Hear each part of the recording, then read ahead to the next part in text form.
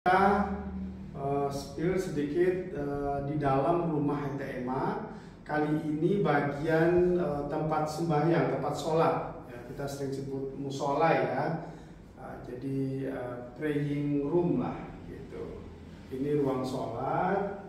Nah, ruang sholat ini cukup untuk kapasitas berapa ya? Ada imam, ada 4 atau 5 jamaah laki-laki, dan di belakang bisa jamaah wanita atau perempuan, ya cukup banyak. Jadi kapasitas musola ini cukup banyak, untuk 10 orang masih sangat cukup ya.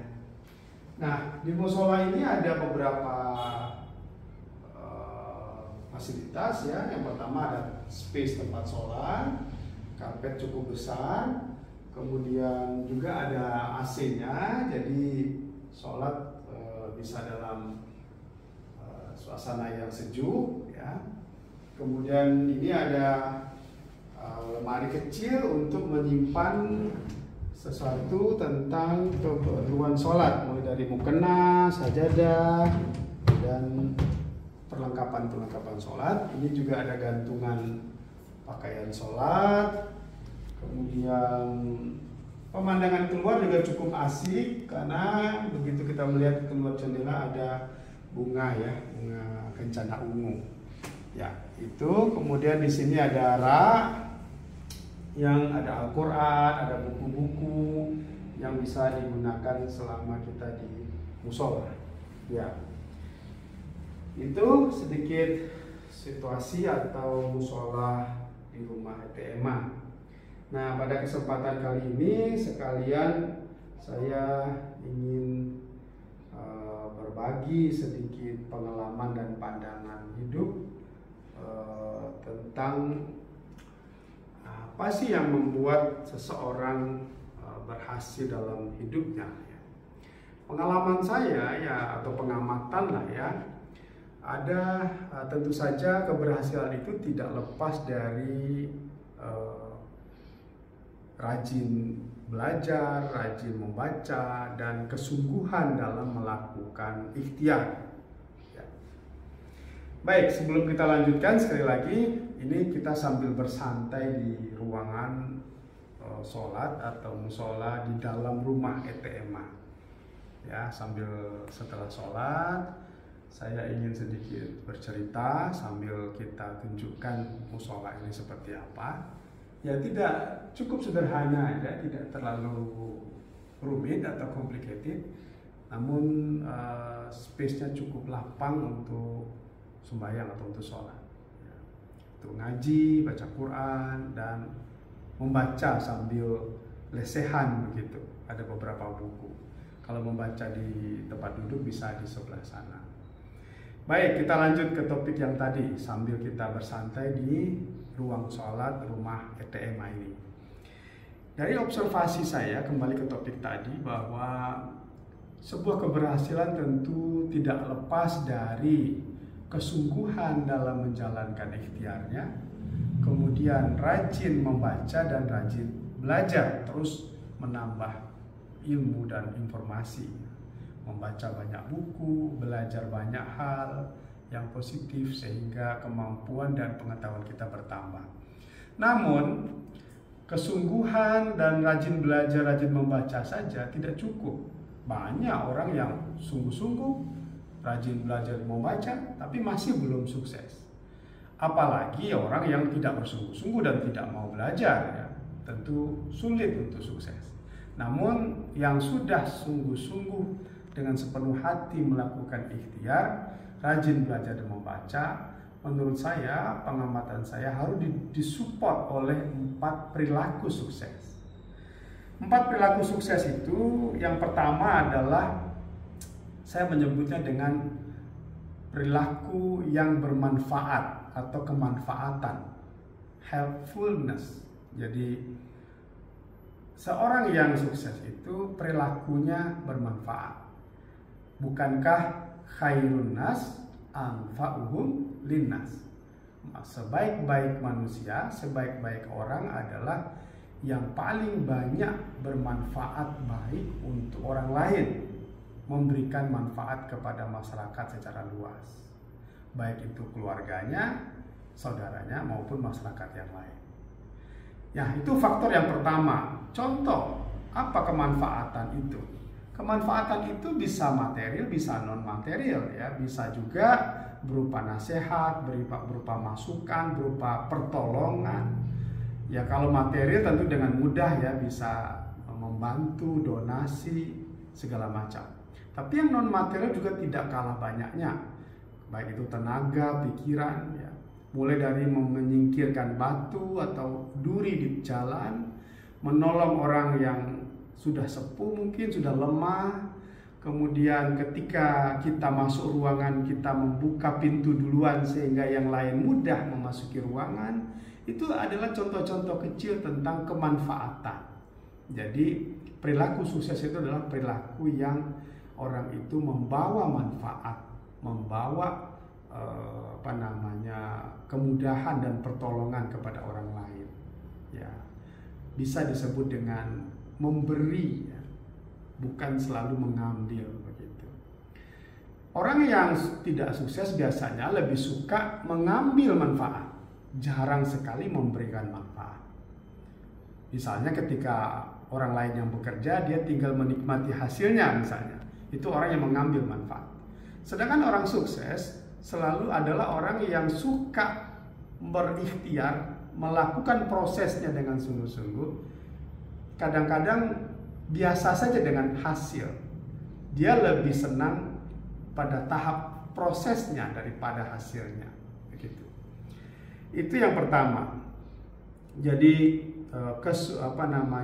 kehidupan orang yang sejak kecil mungkin, sejak remaja mungkin sampai dia besar, selalu membawa kemanfaatan kepada orang lain. Apakah itu kemanfaatan menolong orang menyeberang jalan, membersihkan jalan, membantu orang tua di rumah, membantu saudara, membantu tetangga, dan siapapun. Ketika ada dia, selalu membawa kemanfaatan kepada orang lain, baik itu materi maupun non materi. Baik, itu yang kedua. Yang kedua dari perilaku yang mendukung kesuksesan seseorang adalah orang yang pandai membalas budi baik orang lain. Siapa sih yang paling berjasa kepada dalam hidup kita?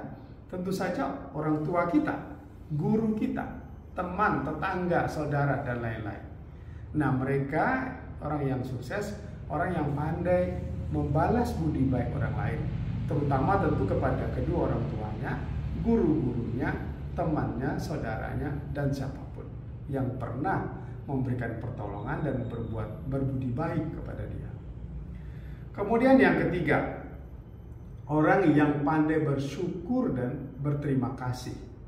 Bersyukur kepada Allah Subhanahu wa Ta'ala untuk setiap kemudahan, benefit, rezeki, keberhasilan yang dia peroleh, nikmat yang dia dapatkan. Walaupun itu hal yang kecil, misalnya dia mendapatkan sebuah keberhasilan tertentu, atau dia makan makanan rezeki dari Allah Subhanahu wa Ta'ala, dia tidak lupa bersyukur dan berterima kasih kepada wasilah rezeki itu dia terima, kemudahan itu dia dapatkan. Jadi wasilah dalam hal ini orang yang tempat itu sebagai jalan dia mendapatkan rezeki misalnya, dia tidak lupa berterima kasih. Tidak sulit untuk berkata terima kasih. Kadang memang orang yang tidak sukses biasanya sangat sulit untuk berkata terima kasih. Sedangkan perilaku orang sukses salah satunya adalah mudah dan gampang untuk menyampaikan terima kasih kepada setiap pertolongan dan kemudahan yang dia dapatkan.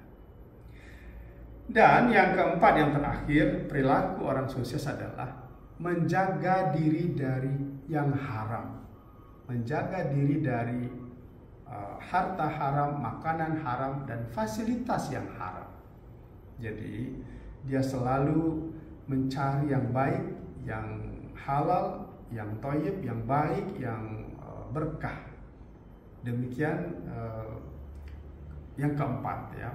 Yang keempat ini sebenarnya sangat luas. Misalnya ada fasilitas yang semestinya bukan haknya dia tidak akan mau menggunakannya. Walaupun fasilitas itu ada di depan matanya dan sangat mudah untuk dia gunakan. Kemudian ada rezeki atau barang yang bukan haknya, bukan miliknya, dia tidak akan mau menggunakan dan mengambilnya.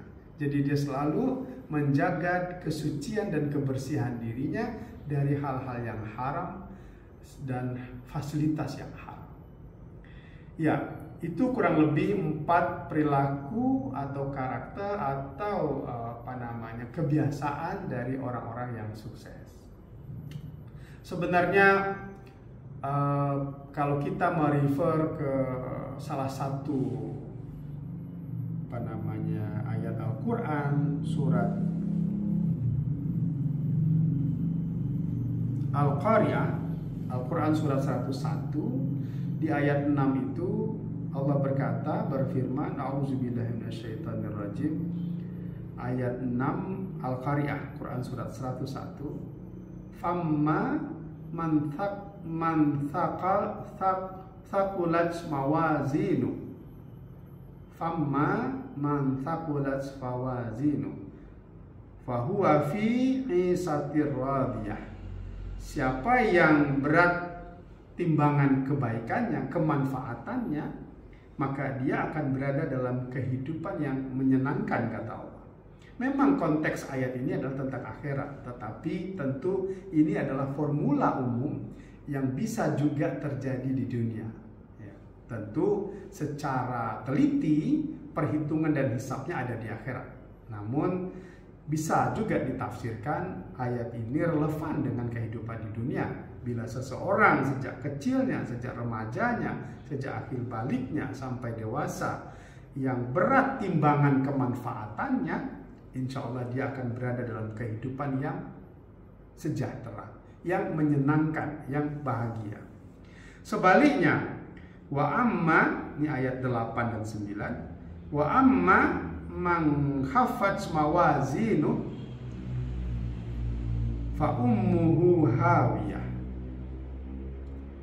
Adapun orang-orang yang ringan kemanfaatannya, sedikit kemanfaatannya, malah kebanyakan adalah ya keburukan atau dia hanya sekedar mengambil manfaat dari orang lain, sehingga timbangan kebaikannya sedikit, timbangan kemanfaatannya sedikit, maka kehidupannya adalah kehidupan yang menderita, susah.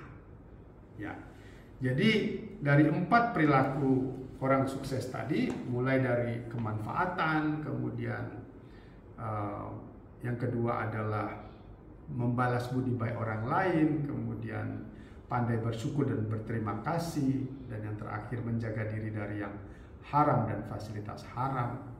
Tentu semua akan ada dalam sebuah timbangan, terutama poin kemanfaatan dan hal-hal yang halal dan haram.